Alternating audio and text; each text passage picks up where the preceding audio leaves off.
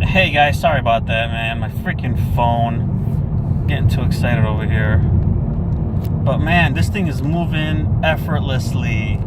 This is nice. Definitely, you guys definitely gotta drive one of these and drive it to remember it. You know, let me see.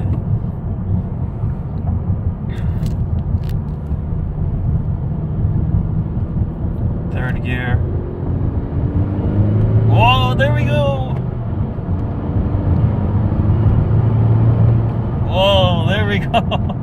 Damn, this thing is smooth. It's just so smooth and just moves so good. It's just so effortlessly, and it's just, man. And it's super quiet. You can't even tell. You can have fun with this thing and no one can hear you. No one can hear you. No one can suspect anything. You can slam your brakes and, you know, when you see a cop in the corner and he's not even going to notice it because he can't even hear shit. This thing is crazy. I love it. I love it. I love it. Did you guys see anything past 17 PSI? Because I don't think I have. I think it's stuck at 17. I don't know. I haven't really seen anything, man. I was hoping to get all those at least 18, 19 pounds, but I haven't seen anything past 20. I'm sorry, 17. Let's make a U-turn. Man, this car, it just doesn't compare to anything else, any other previous gens. It just doesn't. You just have to drive one. You just have to have one. Suspension, driving, sport mode with the steering enhancements. There's just nothing. It doesn't compare to any other generation. It does not. It does not. Whoa. Whoa, there we go. There we go. Holy crap. So we chirped second. And I didn't even redline it. Man, that's crazy. Guys, you guys have to feel this, man. You guys have to go to the dealership. Don't walk in and say, I want to test drive the SI. Just look at it. Wait till someone comes out. Ask a few generic questions and say, hey, you know, how you guys, how are these things selling right now? Are these, you guys selling a lot of these or whatever? Just act like an idiot and be like, yeah, I'm in the market. I'm not, I don't have a trade-in. Just say you don't have a trade-in, because then they'll be more enticed to try to get you to buy it. Be like, okay, well, you know what? Let me, can I drive it? Let's drive it. They'll probably say, yeah, give them your ID, all that crap. And just go out for a drive, test drive it. Shake the wheel a little bit and put it in the sport mode when you drive it and feel it again. It is a noticeable difference. It's a very noticeable difference, guys. I really encourage everyone to, yay, 600 miles. 600 miles.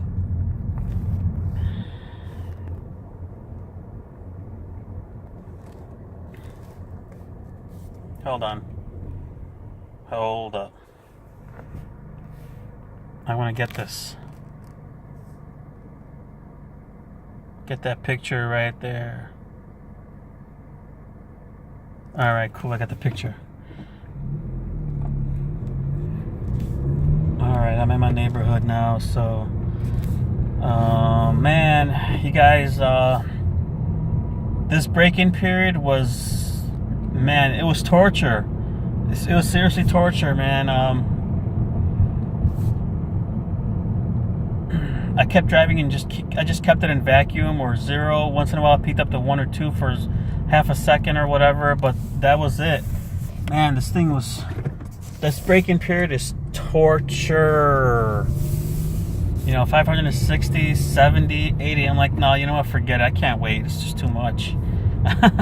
But it was well worth it, man. This is, on a daily driving, this is going to be an awesome car to drive every single day, to play with. The car's already turbocharged. I mean, what more can you do to it to make it faster?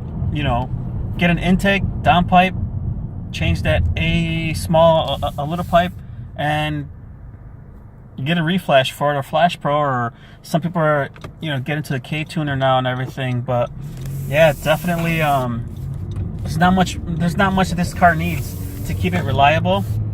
You know, intake, downpipe, a reflash, and you should be good. Ah, there we go. Oh, wow.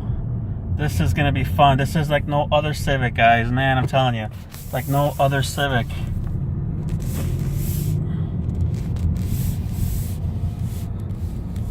I'm so happy I did this.